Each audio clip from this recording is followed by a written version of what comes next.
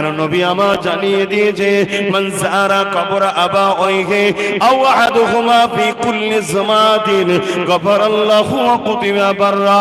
জুম্মার দিনে যে ছেলেটা তার বাপ মার কবর জিয়ারত করলো, উভয়ের অথবা একজনের, আল্লাহ পাক তার কপালে লিখে দেবে এই ছেলেটা বাপ মার খেদমতগার ছেলে, আল্লাহর জাহান্নাম থেকে নাজাত পেয়ে গেছে।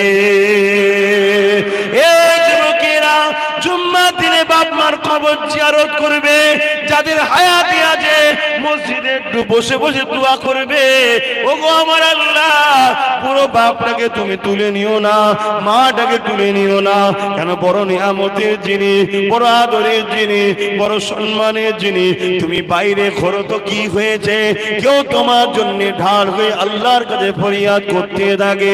আমি আমার কথা বলি, এই বাংলার অলিতে গলিতে আমার দুশ্মন ঘুরে বেড়াতে লেগেছে, কিন্তু আমার বাপের দোয়া, আমার মায়ের দোয়া আমার জন্য ঢাল হয়ে রয়েছে।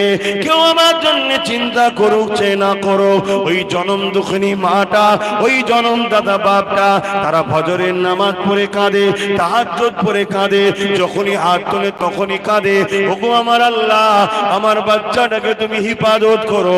বন্দুকের গুলি মিস হয়ে যায়, মা বাপের দোয়া কখনো মিস হয় না।